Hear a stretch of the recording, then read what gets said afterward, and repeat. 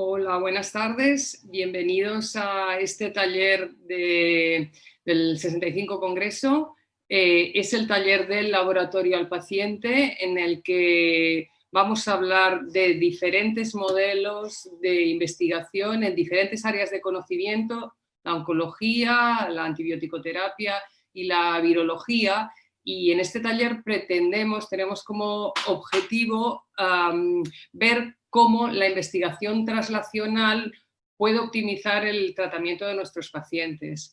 Tenemos grandes expertos en nuestra mesa que paso a presentar. En primer lugar, el doctor Aleix Prat, es profesor titular de la Universidad de Barcelona, es jefe de servicio de oncología médica del Hospital Clínic de Barcelona, es jefe del grupo de investigación de genómica translacional y terapias dirigidas en tumores sólidos del Instituto de Investigaciones Biomédicas Agustí Pi Sunyer y d'Ivaps. Es presidente de SOLTI, un grupo muy activo en investigación de cáncer de mama, y está activamente involucrado en promover investigación clínica y translacional en cáncer. En especial, su área de interés especial es la genómica y sus implicaciones clínicas. Muchísimas gracias, doctor Prat.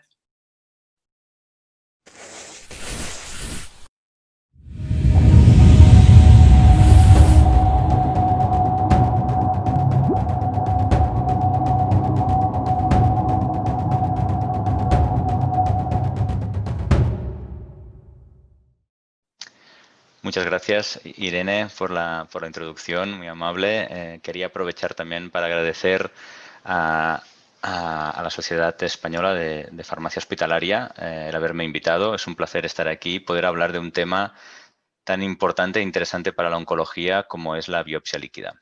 Y lo voy a hacer de una forma muy conceptual, quizá un poco simple, pero que al menos pues, ponga las bases para después poder debatir los puntos que se consideren.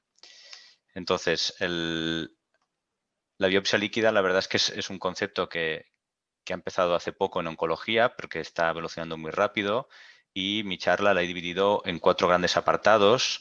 Primero, hablar un poco de qué es la biopsia líquida y sus bases. Después, cómo ya podemos utilizar la biopsia líquida para dirigir un tratamiento versus otro. También cómo en el futuro la biopsia líquida nos va a permitir monitorizar a los pacientes. Y finalmente, aplicaciones futuras de la biopsia líquida como identificar qué pacientes les va a volver el cáncer en un tiempo prudencial.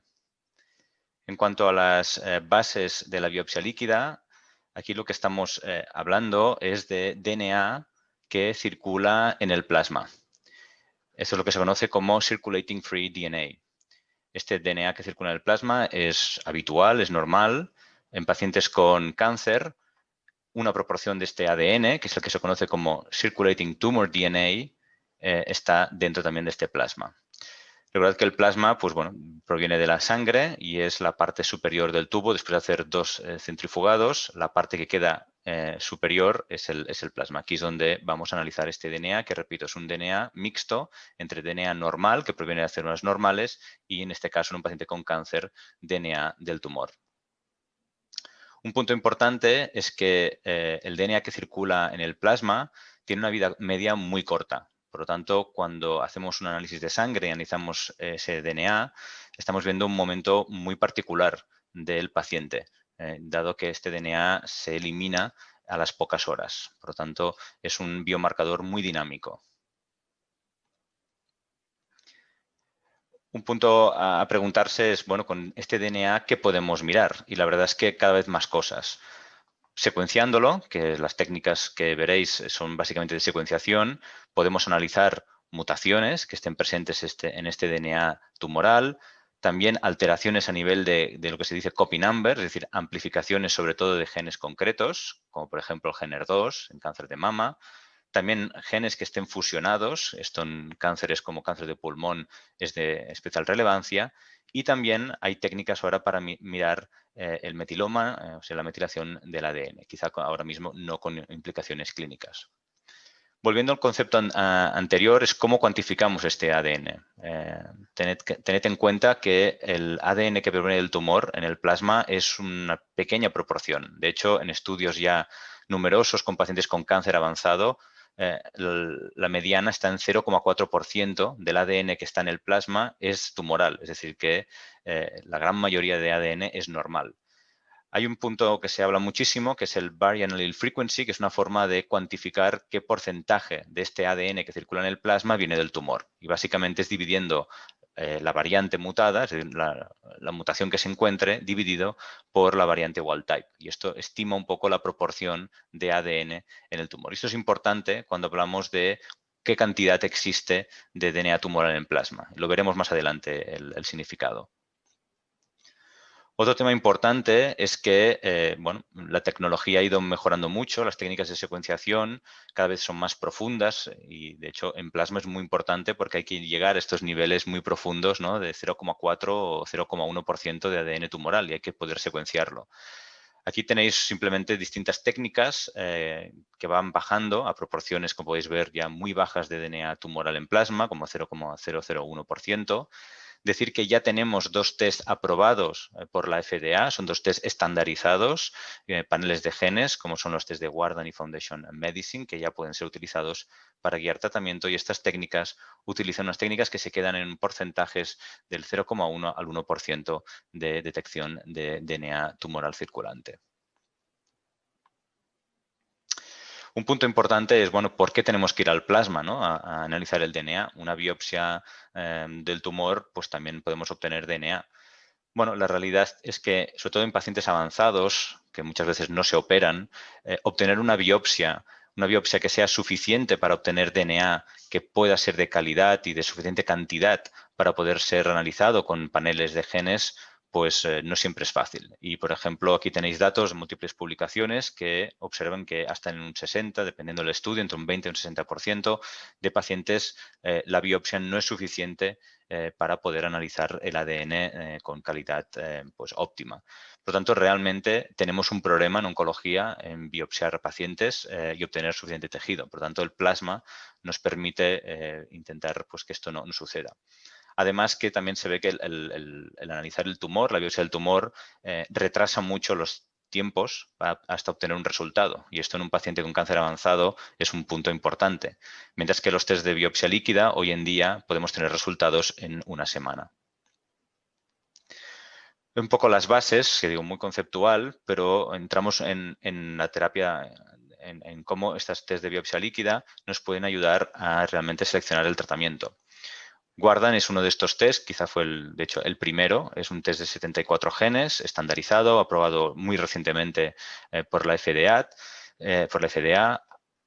Hay muchos genes de estos que se analizan que no tienen implicaciones clínicas, estarían más en el ámbito de la investigación clínica, pero sí que hay genes que claramente tienen nivel 1 de evidencia, como puede ser en mama la mutación de PI3K o en pulmón la mutación de GFR.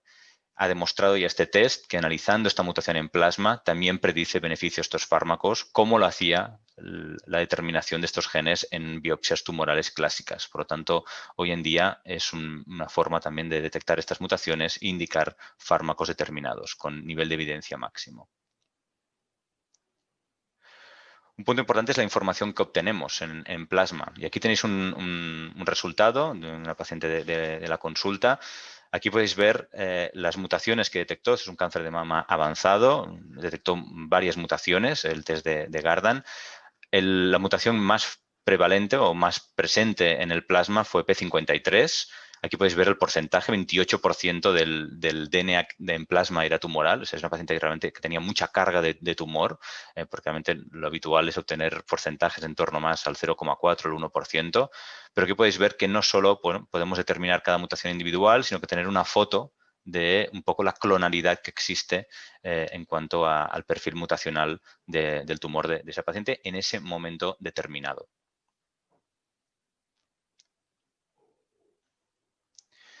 Y esto nos lleva a la segunda aplicación. El poder tener cuantificado el ADN que circula en plasma nos permite monitorizar esta cantidad de ADN. Y aquí os muestro un ejemplo muy ilustrativo de un paciente también de la consulta bajo un estudio de investigación, un paciente que desde 2016 hasta la actualidad pues, se ha hecho varios Guardant. Aquí el motivo no era tanto identificar una mutación para dar un tratamiento determinado, sino monitorizar la cantidad de ADN que hay durante el tratamiento, concretamente en este caso con la inmunoterapia. Y podéis ver cómo el tumor evoluciona, responde al tratamiento, hay algunas mutaciones que desaparecen durante el tratamiento, otras que aparecen, y lo que se ha visto es que estas bajadas de ADN circulante y estas subidas se correlacionan muy bien con el beneficio que el paciente está teniendo al tratamiento. Y de hecho, identifica el beneficio o la resistencia al tratamiento antes incluso que las pruebas de imagen.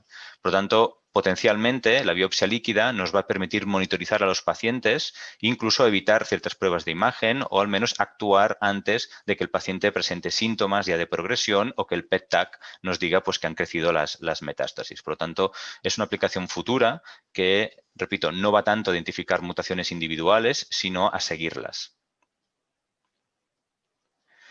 Este es un ejemplo de un artículo del New England en cáncer de mama avanzado que demostró este concepto por primera vez en el 2013, pero muchos estudios posteriormente han demostrado pues, que los cambios de cantidad de ctDNA claramente identifican la progresión o la resistencia del paciente al tratamiento. Y no solo esto, estudios más recientes nos indican que ya el cambio en los niveles de ctDNA que suceden a las 2-3 semanas de recibir un tratamiento ya hablan de si el paciente se está beneficiando o no. Es decir, que un cambio tan precoz puede ser identificado. Esto no hay ninguna prueba de imagen que a las 2 semanas cambie. Es muy raro que un paciente repitas un PET-TAC a las 2 semanas y veas cambios. En cambio, a nivel de ctDNA puedes ver estos cambios de una forma muy fina y ya ver quién se beneficia y quién no. Y esto se ha visto ya para targeted therapies como también la inmunoterapia. Por lo tanto, probablemente utilizaremos esto como me sale más en inglés, un early readout, ¿no? de lo que está pasando y esto también puede tener implicaciones en cuanto a evaluación de resultado de fármacos. Y finalmente el último punto. El último punto es más futurista, pero claramente es donde va la biopsia líquida, porque todo lo que he hablado hasta ahora es cáncer avanzado, donde en cáncer avanzado existe este 0,4-1% de ADN en plasma que circula. Pero la siguiente pregunta, como os podéis imaginar, es, bueno, ¿qué pasa en el contexto no tanto de cáncer avanzado, sino en cáncer precoz, en pacientes que tienen un tumor aparentemente localizado y ahí la biopsia líquida podría ayudarnos a identificar a aquellas pacientes o aquellos pacientes que tengan metástasis o no y que ninguna prueba de imagen las puede identificar? Por no decir pacientes de alto riesgo de desarrollar cáncer. Pacientes, por ejemplo, fumadores, que pueden desarrollar un cáncer de pulmón, pacientes con mutaciones hereditarias, ¿no? que pueden desarrollar un cáncer. ¿Podría la biopsia líquida identificar estos cánceres antes de que sean identificados? Bueno, esto es un área de investigación ahora mismo, no existe ahora mismo utilidad clínica, pero hay proyectos como LUNAR, un proyecto con el test de Guardant, no el que os he mostrado anteriormente, sino uno específico para enfermedad precoz, para minimal residual disease. Os podéis imaginar que a nivel tecnológico requiere ir a unas profundidades brutales. Ya no hablamos de 0,4, hablamos de 0,0001% de ADN tumoral. Es decir, tecnológicamente hay un reto, pero la tecnología está llegando y empiezan a haber test en fase de investigación. Aquí os muestro un ejemplo, bueno, aquí es el mismo concepto que os decía anteriormente, hay que bajar unas profundidades brutales a nivel tecnológico, pero la tecnología está ahí. Y de hecho, aquí tenéis una empresa, se llama Natera, una empresa que lo que hace es desarrollar un test individualizado, customizado por cada paciente. Lo que hace aquí Natera es secuencia primero el tumor, tienes que mandar una biopsia del tumor del paciente, lo secuencia y identifica o selecciona 16 genes de ese tumor de ese paciente y va a buscar esas 16 mutaciones específicas al plasma con tecnologías de ultrasecuenciación, de tecnologías que permiten bajar a unos niveles muy bajos de detección de DNA. Este es el test de Natera, que de hecho está comercializado, aunque no tiene utilidad clínica hoy en día desde mi punto de vista, pero hay resultados como este, publicado en JAMA Oncology en 2019, en cáncer de mama, donde se ve en pacientes con cáncer de mama sin metástasis, con pacientes con tumores localizados de cáncer de mama, que el test puede detectar ctDNA en un subgrupo de pacientes y estas pacientes en el momento del diagnóstico van a ir peor. Tiene sentido, está detectando micrometástasis, pero lo interesante es lo que pasa. Si tú a esta paciente le das un tratamiento neoadyuvante, un tratamiento antes de operar, el test puede identificar aquellas que les queda DNA circulante residual, pese a operarse ese cáncer de mama, les queda DNA circulante y esas tienen un muy mal pronóstico, podéis ver las curvas de supervivencia, versus aquellas que les desaparece o que no hay ctDNA circulante. Por lo tanto, esto abre un concepto de minimal residual disease que va a explotar en los próximos años y que va a ayudarnos a seleccionar mucho mejor qué pacientes requieren un seguimiento más estrecho, cuáles prácticamente podemos decir que están curadas, etcétera, etcétera. Por lo tanto, un campo realmente pues muy interesante y que va a dar, yo creo, muchas alegrías. Y con eso, con esta visión global finalizo. Muchísimas gracias. Muchísimas gracias, doctor Prat. Se abre todo un mundo de investigación para beneficio de nuestros pacientes en el campo de la biopsia líquida. A continuación, la doctora Milagros Montero nos va a hacer su presentación. Ella es médico adjunto del Servicio de Enfermedades Infecciosas del Hospital del Mar. Sus líneas de investigación están centradas en nuevas terapias y nuevas formas de administración de antimicrobianos para para mejorar la efectividad del tratamiento de las infecciones causadas por bacilos gram negativos resistentes y también de los extremadamente resistentes a múltiples fármacos. Tras su estancia en el Institute for Clinical Pharmacodynamics LATAM de Nueva York, crearon una línea de investigación en dinámica PK/PD de la que nos hablará a continuación.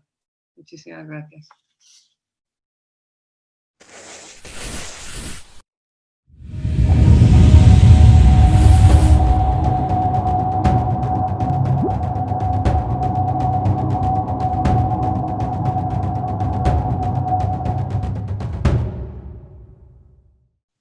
Bueno, muchas gracias, Irene.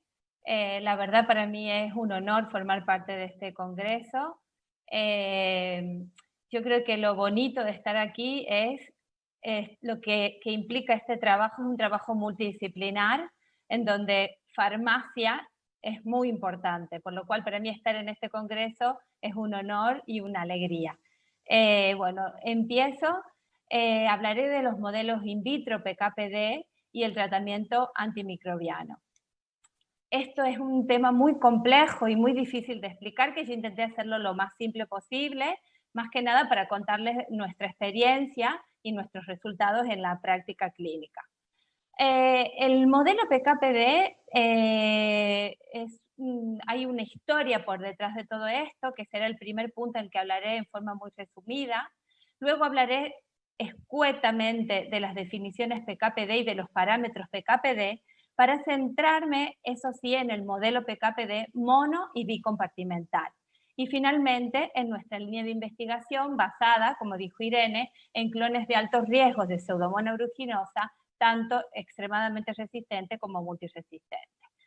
Ya en los años 40-50, Harry Eigel, que es el fundador del modelo PK/PD, de la utilización del parámetro PK/PD en el uso de los antimicrobianos, habla por primera vez del patrón tiempo dependiente de la actividad bactericida de la penicilina y del patrón concentración dependiente de la streptomicina. Muchos años después, en los 70, ya se clasifican los antibióticos en concentración o en tiempo dependiente. En el año 1990 hasta 2000, Forrest, Drusano y Ambrose, que son con los que yo tuve la suerte de formarme en Nueva York, ya hablan de la importancia de correlacionar índices PK/PD con resultados clínicos en humanos similares a modelos animales. Y en el 2010, ya en forma concreta, en las guías de la Agencia Europea del Medicamento, indican por primera vez la formalidad, o sea, de forma formal, la utilidad de estos parámetros, tanto para el diseño de ensayos clínicos como para el cálculo de dosis e intervalos posológicos, puntos de corte, sensibilidad, prevención de resistencias antibióticas. Entonces, el pK, ¿qué es la definición? ¿Qué es el parámetro pK-PD? El pK es lo que el cuerpo hace con la droga. El PD es lo que la droga hace con el patógeno. Y el pK-PD es el modelo que describe la relación entre la concentración de la droga y su efecto. Ahora, estos parámetros pK, ¿para qué los utilizamos? Estos parámetros pK-PD nos sirven para optimizar el tratamiento antimicrobiano. Nosotros muchas veces nos basábamos solamente en la CMI, en la concentración inhibitoria mínima, que nos hablaba si el antibiótico era sensible, intermedio o resistente. Y no teníamos en cuenta la interacción entre la concentración del antibiótico y el foco, la interacción de los parámetros de actuación del tratamiento en el paciente. En cambio, para tener un antibiótico óptimo, es seleccionar un antibiótico y un régimen posológico adecuado que consigan los mejores resultados clínicos, los menores costes y los menores efectos adversos. El parámetro pK, ya fácilmente y rápidamente, Cmax, Cmin, concentración steady-state, AUC, volumen distribución, vida media. Esto no entraremos porque es todo un mundo. Y el PD, por excelencia, es la concentración inhibitoria mínima. Es la primera y la más importante determinación para definir el potencial terapéutico de un antibiótico y de dónde derivan los principales parámetros pK-PD. Dentro de los parámetros pK-PD, que es la relación de los diferentes parámetros pK que tiene el antimicrobiano para conseguir un mejor PD, ¿no? Para matar mejor al microorganismo, cada antimicrobiano tiene un diferente parámetro pK-PD de eficacia, que puede ser el tiempo por arriba que se encuentre por la CMI, la Cmax relacionada con la CMI, la UC relacionada con la CMI, el efecto postantibiótico, etc. Pero para estudiar estos parámetros pK-PD, nosotros contamos con modelos in vitro, que sería en lo que centraríamos esta presentación, que hablaríamos de los modelos estáticos y los modelos dinámicos, y los modelos in vivo, que son los modelos animales, y los modelos humanos, que son los ensayos clínicos. Dentro de los modelos in vitro estáticos tenemos las técnicas de difusión y las técnicas de micro y macrodilución, y dentro de los dinámicos, que sería la estrella de esta presentación, serían las curvas de letalidad y los cultivos continuos o dinámicos, en donde el principal es el hollow fiber. Una vez centrados en esto, el modelo estático por excelencia, que ya hemos hablado previamente, es la CMI, en donde yo mido la relación del antimicrobiano con el microorganismo de una forma de tanto con tiempo y concentración fija. O sea, yo correlaciono microorganismo, coloco el antibiótico y veo su sensibilidad en un tiempo y concentración fija. Yo con esto puedo determinar un valor que no es un punto de corte exacto, que es la CMI, puedo determinar sinergias, puedo determinar mutantes resistentes, heteroresistencia, etc. Dentro de los otros modelos estáticos tenemos técnicas de micro y macrodilución, que sirve también, acá es un modelo, esta es una tabla de microdilución a donde hay diferentes cepas, en donde también determino, frente a diferentes concentraciones fijas de antimicrobianos, en un tiempo exacto fijo, la sensibilidad de un microorganismo a un determinado antimicrobiano. Y luego vienen los modelos, que sigue, que es el modelo de checkboard o tablero de ajedrez, que es un pasito más adelante, en donde veo la interacción de dos antimicrobianos para determinar la concentración inhibitoria fraccionaria, que es la FISI, a donde me va a decir si un antibiótico con otro son sinérgicos, aditivos, indiferentes o antagónicos. Las limitaciones de estos modelos estáticos. Por un lado, que no determinamos una CMI exacta, o sea, no hay un punto de corte. No aporta nada en relación de qué actividad tiene este antibiótico, si es tiempo dependiente o concentración independiente. Después, ¿cuál es el parámetro pK-PD más relacionado con la eficacia? Con estos parámetros no podemos sacar estos resultados. El ratio de letalidad bacteriana, el efecto postantibiótico. Y para eso se generan nuevos modelos es como un pasito adelante. Este es un modelo ya dinámico, en donde yo añado una cosa, que es que el tiempo es variable. Yo puedo determinar en un tiempo variable cómo este antimicrobiano va matando al microorganismo a las 2, a las 4, a las 8, a las 12, a las 18, a las 24 horas en diferentes momentos. Hay muchos modelos de curvas de letalidad o time kill curve, en donde yo pongo el medio de cultivo, pongo la bacteria, pongo la concentración del antibiótico y voy tomando muestra y voy viendo cómo va muriendo el microorganismo. ¿Qué tiene de ventaja esto? Que acá ya hablo de tiempo variable con concentración fija. Puede ver determinar la eficacia de combinaciones, la aparición de mutantes, ensayos de competición, pero hay limitaciones porque la concentración del antibiótico sigue siendo fija, el tiempo es escaso, solo un 24 horas, y tienen escasa relevancia clínica.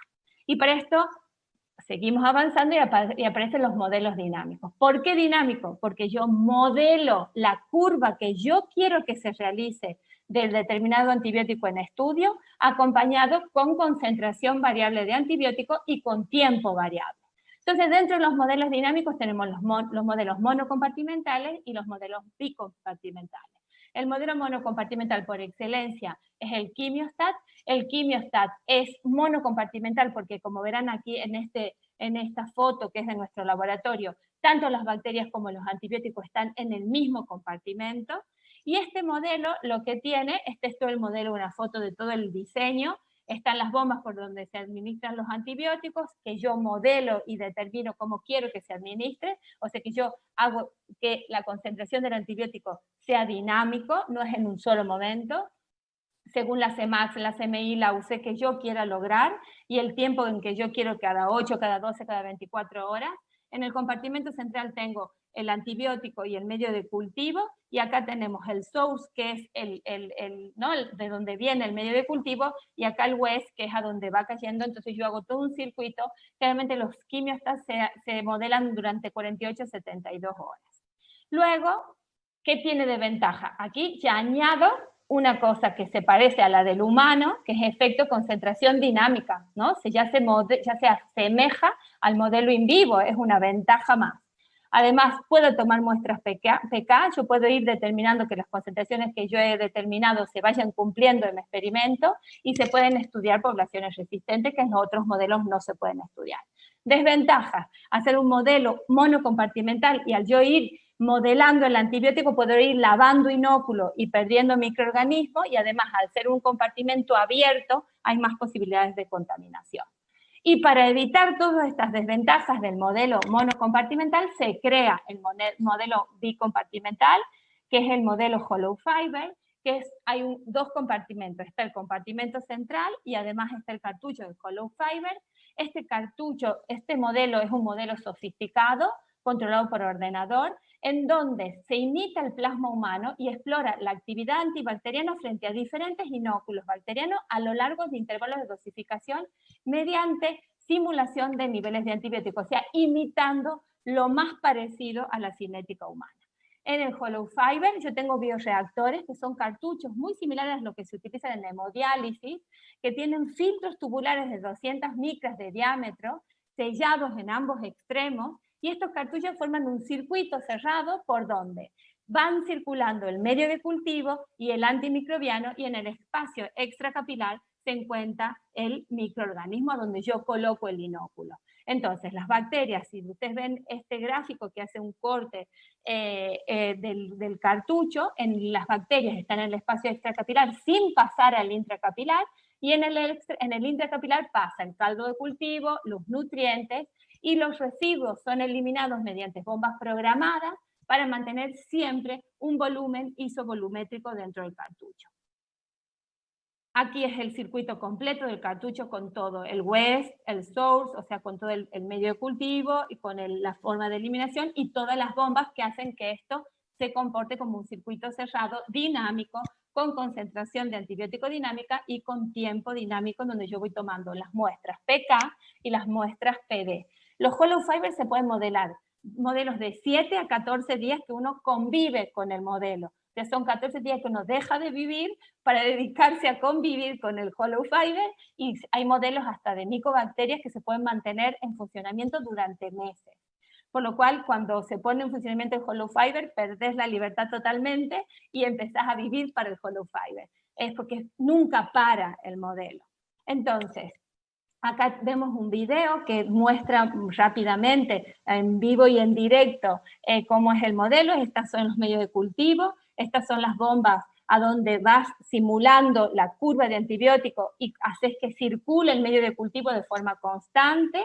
Y ahora veremos los cartuchos y los compartimentos centrales a donde donde colocamos el antibiótico, el inóculo, y van tomando las muestras. De todos estos vas tomando muestras PK y vas tomando muestras PD. Entonces, ¿cuáles son las ventajas? Yo aquí ya controlo el antibiótico, concentración antimicrobiana frente al tiempo. Ahí puedo hacer muchas cosas, puedo hacer muchos modelos de sinergias, diferentes dosificaciones, diferentes formas de administración, etcétera, etcétera. Y lo bueno es que frente al modelo animal, que es el modelo que más compite con el hollow fiber, tengo menos costes, tengo ausencia de problemas éticos, es un sistema cerrado y puedo trabajar con microorganismos de nivel 2, 3, y por otro lado puedo hacer modelos que en modelo animal están muy limitados, utilizar sinergias, modelos de coinfección, etc. Entonces, ¿para qué usamos estos modelos? Ya al final de esta presentación es nuestra experiencia. Como ya dijo Irene, nosotros trabajamos con pseudomonas de clones de alto riesgo. Son todas XDR o PAN-R, o sea que no tenemos ningún tipo de opción terapéutica. Las pseudomonas XDR con las que trabajamos es la CST-175, la 111 y la 235, que son los clones más prevalentes en Europa y especialmente en los países, en España y en nuestros alrededores. Este es un estudio de 9 hospitales españoles, donde el clon más prevalente es el ST-175, en donde nosotros generalmente centramos nuestros experimentos, todos resistentes a todos los antimicrobianos, excepto colistina y amicacina, y los nuevos antimicrobianos como el ceftolozano tazobactam y la ceftazidima avibactam. Nosotros, frente a la poca opción terapéutica, determinamos que necesitamos nuevas opciones de tratar este tipo de microorganismos, ya que las opciones actuales que eran la colistina y la amicacina, eran subóptimas, sus resultados eran subóptimas con tasas de toxicidad relevantes y un rango terapéutico muy estrecho. Entonces empezamos a buscar sinergias, formas para optimizar la administración de los antimicrobianos con los que contábamos. Y a partir de aquí ya surgieron múltiples publicaciones entre el año 2019 y el 2020. Esta es un estudio de combinación de colistina y meropenem. Estudiamos todas las combinaciones posibles frente al ST-175 y otros clones de alto riesgo y determinamos que la combinación mejor y altamente sinérgica era colistina y meropenem. Esto es con curvas de letalidad. Estos son 20 cepas de clones de Pseudomonas XDR, en donde en el 80% de estas cepas encontramos sinergia entre colistina y meropenem.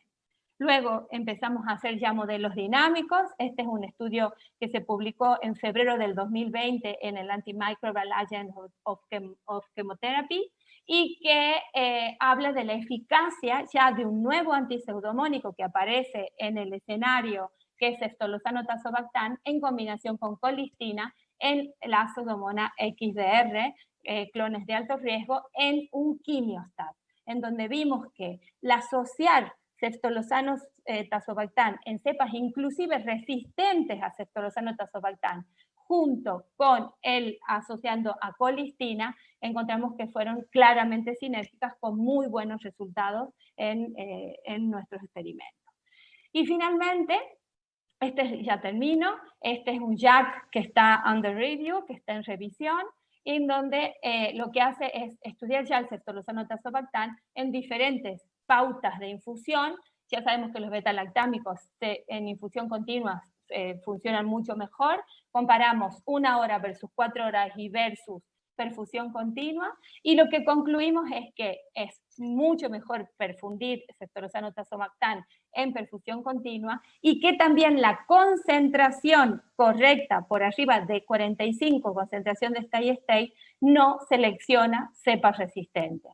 Esto fue un resultado muy impresionante. Si nosotros administramos a 3 gramos en 24 horas versus 6 gramos en 24 horas, la diferencia abismal era que no detectábamos posteriormente cepas resistentes. Por lo cual, para finalizar, conocer las propiedades PKPD in vitro e in vivo de los antimicrobianos es una de las mejores herramientas para optimizar el tratamiento antibiótico. Hago el efecto de que si yo lo hago a la manipulación, a la administración del antimicrobiano de forma incorrecta, puedo generar resistencias, que es nuestro problema actual más importante, y actualmente cada vez se están realizando más múltiples combinaciones en modelos bicompartimental dinámicos en diferentes países y con diferentes resultados muy esperanzadores. Y en los próximos años, como dijo Pronovoz, y esto es una frase que a mí me gusta siempre concluir, es el pronóstico de los pacientes será mejor no solo por descubrir nuevos antimicrobianos, en estos casos, no nuevos tratamientos, sino por administrar de forma correcta los ya existentes. Y ya está. Nada, yo creo que haciendo honor a esta reunión, el trabajo formando equipo y sumando valor, yo sin farmacia, sin microbiología, sin el laboratorio, sin los biólogos, este tipo de emprendimiento es imposible. Gracias. Muchas gracias, doctora Moreno. Y a continuación, el último ponente de nuestra mesa del Laboratorio al Paciente es el doctor Adolfo García Sastre. Él es catedrático del Departamento de Microbiología de la Icahn School of Medicine del Monte Sinaí. Es director del Instituto de Salud Global y Patógenos Emergentes del Hospital Monte Sinaí de Nueva York. Es director del Centro de Investigación sobre Patogénesis de la Influenza, CRIP.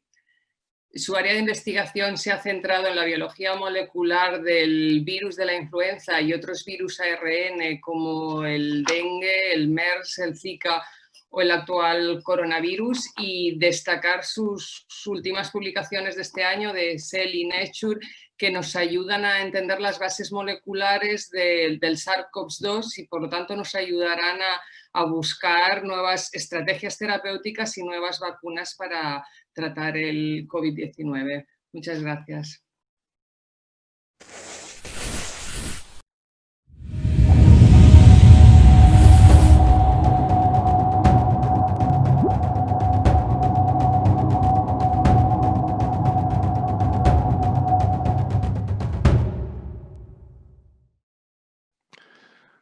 Muchas gracias, Irene, y gracias a vosotros por invitarme para compartir con ustedes lo que estamos haciendo y cómo están las cosas con respecto a las vacunas de COVID-19. Bueno, la siguiente diapositiva muestra mis conflictos de interés, simplemente ciertas compañías que soy consultor y patentes de las que soy inventor.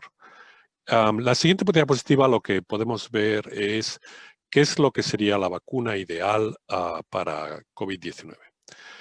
Y la vacuna ideal sería una que requiera solo una administración y que diera lugar a protección por largo tiempo, tanto contra la infección, es decir, que disminuyan los contagios, así como contra la enfermedad. Si disminuye la infección, también disminuye la enfermedad en todos los grupos, incluidos todos los grupos de riesgo. Esto va a ser muy difícil de conseguir. Las vacunas nunca son capaces de conseguir una protección total en todo el mundo y solo con una dosis, y no sabemos cuánto va a durar la inmunidad con las vacunas que están siendo desarrolladas, pero incluso una vacuna que proporcione no protección completa, sino protección parcial por un año contra la enfermedad, no tanto contra el contagio, porque a lo mejor los contagios siguen, pero si ya no hay enfermedad debido a los contagios, después de varias dosis, que se necesitan más de una dosis, ayudaría muchísimo en este momento porque disminuiría el número de enfermedad severa que existe y eso daría lugar a que se pudiera contener la pandemia, no eliminar el virus, pero contener la pandemia de tal modo que ya no tendríamos que tener las medidas que estamos usando para intentar contener los contagios. Hay que tener en cuenta que las vacunas en general son poco inmunogénicas en personas de edad avanzada. Eso va a ser un problema porque el grupo de riesgo, uno de los grupos de riesgo son las personas de edad avanzada, y si funciona peor en ese grupo de riesgo, pues las vacunas que salgan van a generar menor protección en ese grupo, pero incluso con poca protección en los grupos de riesgo como las personas de edad avanzada, si se vacuna a toda la población, eso da lugar a una protección de rebaño, porque disminuye el número de contagios, y disminuye el número de contagios, incluso si las personas de edad avanzada no están todas protegidas por la vacuna, al haber menos contagios va a haber menos infecciones en ese grupo de riesgo. La siguiente diapositiva lo que muestra es el tiempo normal que existe para un desarrollo de una vacuna antes de que hubiera visto esta pandemia. Y la verdad es que el desarrollo de vacunas lleva mucho tiempo. Llevan una media de como 15 años para conseguir una vacuna. Empieza con el diseño de la vacuna, de conseguir producir la vacuna y obtener datos preclínicos en modelos de ratón, en modelos de animales, antes de pasar a estudios en humanos. Si se tienen buenos resultados en modelos animales, entonces se empieza a generar ahora la vacuna de un modo clínico con mejores condiciones de que no den lugar a que se encuentren cosas en la vacuna que no queremos, tener mucha calidad en la producción. Y se hacen estudios de toxicología de esta vacuna que vamos a probar en humanos, en animales, para estar seguros de que no hay nada tóxico en la vacuna. Y esto tarda como entre 2 a 4 años desde que se comienza a diseñar una vacuna. Una vez que se consigue eso, se pide a las agencias regulatorias que es probar la vacuna en ensayos que se llaman de fase 1. Son grupos pequeños donde lo más importante es saber si esta vacuna causa o no efectos adversos, no tanto si es capaz de proteger. Normalmente, aparte de mirar si causa efectos adversos, se hacen pruebas inmunogénicas, es decir, da lugar a una inducción de anticuerpos, por ejemplo, que pensemos que sean neutralizantes contra la enfermedad que se está probando esta vacuna. Si los estudios de fase 1, que tardan más o menos 1 o 2 años en realizarse, tienen éxito, se pasan a estudios en fase 2.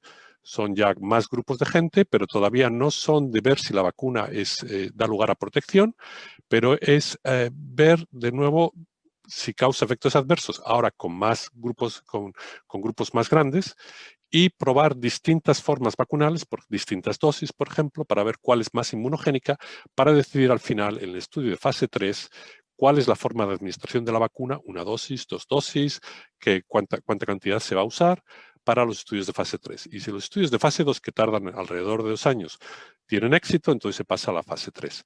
Los estudios de fase 3, ahora la estrategia vacunal que se ha fijado debido a los estudios de fase 2, el número de dosis que se piensa que se requiere para protección, la cantidad de antígeno que se pone en la vacuna que se piensa que da lugar a protección según el fase 2, se va a estudiar ahora en grupos ya más numerosos, con un grupo que se llama placebo, que no recibe la vacuna sino un placebo, y una vez que sean vacunados el grupo vacunal y tengamos el grupo placebo, se siguen los dos grupos, el de gente vacunada y el de gente placebo, también para posibles efectos adversos, que esperemos que no los haya, y para ver cuál es el nivel de contagio y el nivel de enfermedad en el grupo vacunal comparado con el grupo placebo. Y si vemos que hay menos contagios, menos enfermedad en el grupo vacunal, es cuando podemos averiguar cuál es la eficacia de la vacuna, si es del 50%, 60%, 70%, etcétera. Y eso da lugar a que las agencias regulatorias miren cuáles son los datos, y una vez que hayan mirado cuáles son los datos y vean que los datos realmente son buenos, que tienen eficacia, es cuando se acepta la vacuna para su uso, y en ese momento es cuando empieza su producción, la producción a gran escala y distribución. Y todo esto lleva una media, como ya he dicho, de 15 años. Claro, si intentamos hacer una vacuna para COVID-19 en 15 años, pues esto no podría dar lugar a contener la pandemia tal como está pasando ahora, ¿no? Y la próxima diapositiva vemos qué es lo que se está intentando para acelerar el proceso, sin pasarse tampoco aspectos regulatorios, sin pasarse si la vacuna no sabemos si da lugar a efectos adversos o no. Entonces, lo primero es que los datos preclínicos ya se basan en experiencia previa con vacunas que se han hecho antes contra SARS coronavirus 1 o contra MERS, que son virus muy parecidos. Y eso da lugar a acelerar la obtención de datos preclínicos porque ya se tenían con antígenos similares con otras vacunas. La producción de material para ensayos clínicos se hace lo más rápido posible, se mide la toxicología en animales y en unos meses uno pide a las agencias regulatorias el inicio de estudios de fase 1. Los estudios de fase 1 se solapan con los estudios de fase 2, es para buscar efectos adversos y buscar inmunogenicidad, y se intentan hacer lo más rápido posible. Si se tienen buenos resultados es cuando empiezan los estudios de fase 3. Y mientras están realizando los estudios de fase 3, se empieza la producción de la vacuna, con el riesgo de que quizá la vacuna no funcione y que se gaste dinero en producción para que luego no se use. Pero claro, si nos tenemos que esperar a saber si la vacuna es efectiva antes de producirla, pues también si la vacuna es efectiva, se perderían meses para poder ser utilizada en las personas.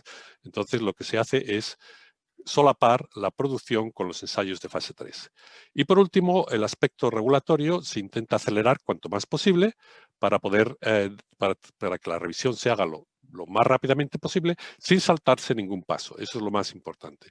Sí que es verdad que hay mucha presión para sacar las vacunas cuanto antes, pero es importante que todos los datos sean fiables, que sepamos exactamente cuál es la efectividad de la vacuna antes de que empiece a ser usada. Eso puede dar lugar a que la vacuna se tenga disponible de 10 meses a 1 año y medio, que depende de ciertas circunstancias, como ya veremos. Y vacunas para COVID-19, hay muchas estrategias que se están usando. Hay vacunas inactivadas, hay vacunas que están basadas en virus atenuados, vacunas basadas en proteína recombinante, en vectores como de adenovirus o de poxvirus, vacunas genéticas de DNA, vacunas genéticas de RNA. Las proteínas recombinantes se pueden usar con distintos adyuvantes, al igual que las vacunas inactivadas. Se pueden incluir dentro de nanopartículas para ser más inmunogénicas, y luego hay que tener en cuenta la ruta de administración. La mayor parte de las vacunas son intramusculares, pero algunas están desarrollando también que son intranasales, por ejemplo, para proteger la mucosa respiratoria. Casi todas las vacunas usan el mismo antígeno, que es la proteína spike del virus. ¿Por qué se usa ese antígeno? Porque anticuerpos contra esta proteína dan lugar a prevención de infección, porque es la proteína que se une al receptor. Si está unida por un anticuerpo, no se puede unir al receptor y no puede iniciar la infección. Pero algunas de estas vacunas también usan antígenos víricos adicionales para intentar conseguir mayor protección, por ejemplo, por respuestas no solo de anticuerpos, sino también de inmunidad celular. Y en la siguiente diapositiva, es como estamos ahora, ¿no? Las vacunas se están produciendo en un tiempo récord. Hay más de 100 candidatos en estado preclínico o empezando en la clínica, pero en fase 3 solo hay unos pocos que están ya en fase 3, en la última fase, y los resultados de estas vacunas que están en fase 3, previamente modelos animales de protección y de vacunación, así como los de fase 1 y fase 2 de inducción de anticuerpos, inducen buenos anticuerpos neutralizantes y protegen contra infección en modelos de animales. Eso son buenas noticias. Eso no quiere decir que vayan a ser efectivas en humanos, pero da la esperanza de que sí, que vayan a ser efectivas en humanos. Pero todavía quedan muchas preguntas sin resolver. Lo primero es, sabemos el nivel de anticuerpos que inducen estas vacunas, pero ¿cuál es el nivel de anticuerpos en sangre que correlaciona con protección? Y si protegen no solo contra enfermedad, que es proteger la parte del pulmón por infección, sino también protegen contra infección la parte respiratoria alta. Si protegen contra infección es mucho mejor, pero si protegen contra enfermedad, aunque no protejan contra infección, aunque el virus siga circulando, ya no causaría enfermedad severa, lo cual también sería una vacuna aceptable. Se requiere inmunidad mucosal para la efectividad. Casi todas las vacunas están usando intramusculares. Eso da lugar a una inducción de inmunidad en la mucosa respiratoria que no es tan buena como si fueran administradas en la mucosa respiratoria. No se están usando en la mucosa respiratoria la mayor parte de las vacunas porque se desconoce mucho sobre cómo es lo que tienes que hacer para una vacuna para que funcione la mucosa respiratoria, pero esperamos que la administración sistémica intramuscular de estas vacunas dé lugar a una protección, y es lo que ocurre también con algunas otras vacunas, o sea que no es probable que al final funcionen, aunque si no se sabe muy bien cuánta inmunidad mucosal van a inducir. ¿Cuánto dura la inmunidad? vamos a tener que revacunarnos dentro de un año, ¿no? Eso no lo sabemos, y los primeros estudios que tengamos de fase 3 no vamos a ver todavía cuánto dura la inmunidad. Pero bueno, si hay que volverla a usarla luego más tarde, mientras no cause efectos adversos, al menos va a dar lugar a que la enfermedad se pueda contener. ¿Cuándo conoceremos los resultados de los ensayos de fase 3? Hemos mucho que si va a ser posible tener una vacuna antes de noviembre, que si antes de diciembre, que si al año que viene. Lo más normal es que los ensayos de fase 3 no acaben, al menos los que se están realizando en Estados Unidos, no acaben hasta finales de este año, porque tiene que haber un número de infecciones lo suficientemente grande en los grupos vacunales y el grupo placebo para saber si la vacuna está funcionando o no. Y para eso se necesitan que la gente se infecte y ver cuál es el nivel de infección en los placebo y cuál es el nivel de infección en los vacunados. Lo más fácil es que lo sepamos si todo va bien a finales de diciembre, si estas vacunas funcionan. Luego, ¿cómo y dónde producir las dosis requeridas y cómo administrarlas rápidamente? Se necesita una estrategia de administración y de producción de las vacunas, de tal modo que eso no dé lugar también a que se tarde más tiempo en vacunarse la gente cuando ya tenemos una vacuna que sabemos que es efectiva. Y luego, ¿a qué grupos administrar la vacuna primero? Se necesita un plan para ver cuáles son los grupos que son los más adecuados al principio, cuando hay menos dosis, para vacunar, para que haga un impacto en la enfermedad lo mejor posible. Por último, ¿se va a vacunar todo el mundo si se disponen las dosis necesarias? Hay que convencer, hay que estar convencidos de que el vacunarse es lo bueno, y que haya lo suficiente número de gente vacunada para que se adquiera inmunidad de rebaño por la vacunación, ya no por la infección natural. Hay que tener en cuenta que como la mayor parte de las vacunas que se están desarrollando son de 2 dosis, que al final se van a necesitar 16.000 millones de dosis para inmunizar a todo el mundo. Y eso son una gran cantidad de dosis. Entonces es bueno que haya más de una vacuna en desarrollo, porque seguramente para producir todas esas dosis necesitaremos más de una vacuna para poder inmunizar a todo el mundo.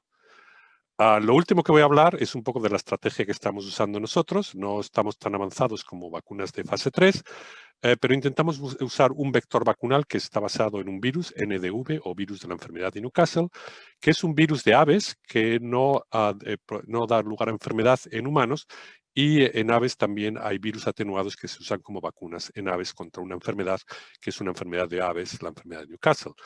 Las ventajas que puede tener este vector vacunal es que no existe una inmunidad preexistente en humanos contra este virus, que es un virus de aves, y por tanto el vector es capaz de producir en humanos una inmunidad buena sin que sea disminuido por anticuerpos contra el vector.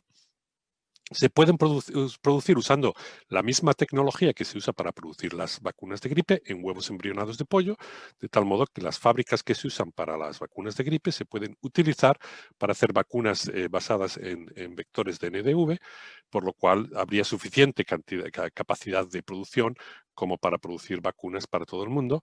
Y luego, por último, este virus se ha probado ya en pacientes con cáncer como posible agente oncolítico y se ha visto que no produce efectos adversos severos.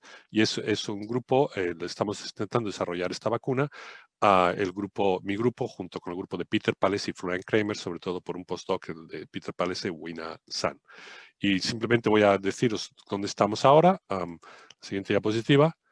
Esta sería la idea. Tenemos aquí el genoma del virus de la enfermedad de Newcastle y hemos insertado en este genoma la codificación para el gen de la S, la spike, del SARS-CoV-2. Estos son capaces de expresar esta proteína, como se pueden ver por Western blot en la figura esta. Y lo que hacemos es producir estos vectores en huevos embrionados de pollo, de tal modo que obtenemos virus que pueden ser usados tanto virus vivos atenuados como virus inactivados que expresan la proteína S del SARS-CoV-2 y a partir de ahí pues usarlo como vacunación para producir anticuerpos contra la proteína S y que esperemos que dé lugar a protección. Y la siguiente diapositiva muestra ensayos en ratón donde hemos usado distintas dosis de este vector. Está inactivado, se le está administrado en modo intramuscular, 2 dosis, y con distintos adyuvantes, que son adyuvantes que están aprobados para su uso en humanos. Y lo que vemos en la parte derecha de la diapositiva es que es capaz de inducir anticuerpos contra la proteína S, induce mejor anticuerpos con menor dosis si está adyuvado, lo cual es importante porque eso significa que se tendría que usar menos dosis para lograr el mismo nivel de protección si funciona igual en humanos. Y luego en la siguiente diapositiva, estos ratones han sido desafiados con el virus del SARS y lo que vemos es que los ratones vacunados se previene la replicación del virus, sobre todo en las vacunas que usan una dosis un poco mayor, como un microgramo, por ejemplo, mientras que en los ratones no inmunizados el virus crece a niveles lo suficientemente altos, que es lo que esperamos de este modelo de ratón que usa un virus adaptado a ratón de SARS coronavirus y que ha sido desarrollado por Ralph Baric. Es decir, que la vacuna esta protege contra infección en ratón y estamos ahora intentando desarrollarla para empezar estudios de fase 1. Y bueno, simplemente la última diapositiva que tengo es agradecer a mi grupo. Esta es una foto que tuvimos justo antes de que empezase la pandemia aquí en el vestíbulo del Hospital Monte Sinaí y a las agencias que han logrado financiar, con las que se ha financiado la investigación en mi grupo, así como a todos los colaboradores que tenemos para hacer estas investigaciones. Muchas gracias por todo. Muchísimas gracias, doctor. Nos preguntan si podemos implementar hoy a nivel asistencial en cáncer de colon para biopsia líquida, determinar ctDNA post-cirugía y determinar con ello si podemos hacer adyuvancia o no. Vale. No, la respuesta, gracias Irene, la respuesta es clara. A nivel asistencial, no. La determinación de biopsia líquida en cáncer de colon localizado tras cirugía aún está en fase de investigación. Tecnológicamente es posible y de hecho hay estudios en marcha que van a intentar validar la utilidad clínica en este contexto. O sea que aún faltan datos. Muchas gracias, doctor Prat. No, la respuesta, gracias Irene, la respuesta es clara. A nivel asistencial, no. Oigo cierto eco. Para la doctora Montero nos preguntan también si se puede aplicar a nivel asistencial los estudios que estáis haciendo, si os sirve para tomar decisiones terapéuticas y si el hollow fiber se puede aplicar en investigaciones fúngicas. Bueno, la verdad que es una de las ventajas. Nosotros en situaciones, lo bueno es que hacemos tratamientos, hacemos mucha relación laboratorio con clínica, ¿no? Y vida real. Entonces, muchas veces en infecciones muy difíciles de tratar, en tratamientos de rescate, en pacientes que no van bien, utilizamos este tipo de combinaciones un poco menos habituales o de dosis mucho más altas y demás. Entonces, tiene que estar muy justificado, ¿no? El uso, por ejemplo, de 2 beta-lactámicos juntos o de dosis súper altas, fuera de ficha técnica, pero sí es verdad que la utilizamos en la vida real, en la clínica, en situaciones muy concretas. En relación a la infección fúngica, es un modelo que se puede utilizar en diferentes escenarios. Se puede utilizar en infecciones virales como el VIH, se puede utilizar en micobacterias, se puede utilizar en infecciones fúngicas. Hay diferentes escenarios en donde se puede sí, utilizar el hollow fiber. En relación a la infección fúngica, es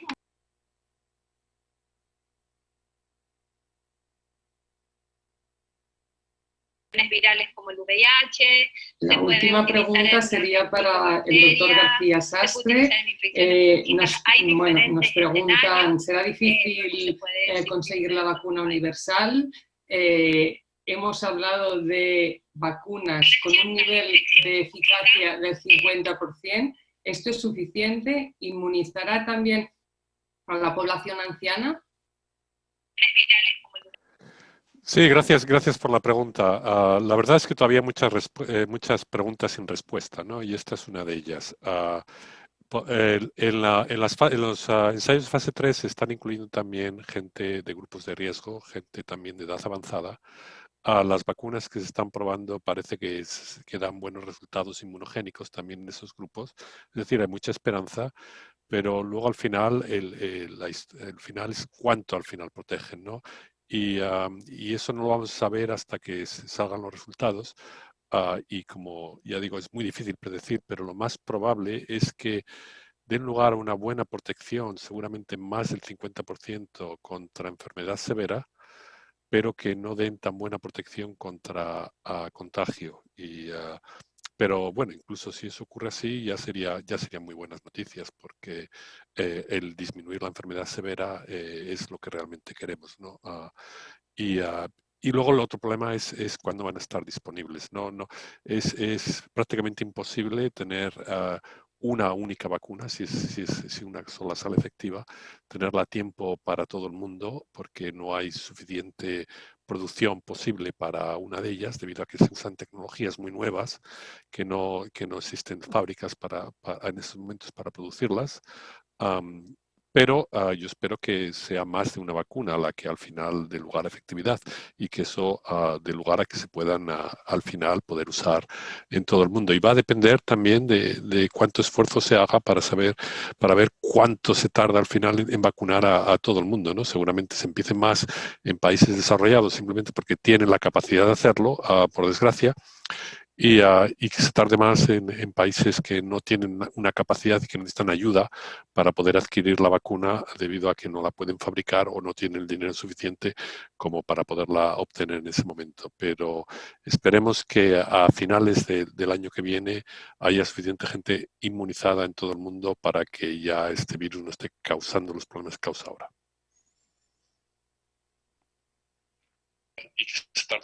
Pues muchísimas gracias a los tres. Vamos a dar por concluida ya esta mesa. De verdad ha sido un honor teneros con vosotros, y a los congresistas les invitamos a que continúen con nosotros en la SEPTO, en la jornada de técnicos y en los Top 10. Muchísimas gracias a todos. Vale, igualmente.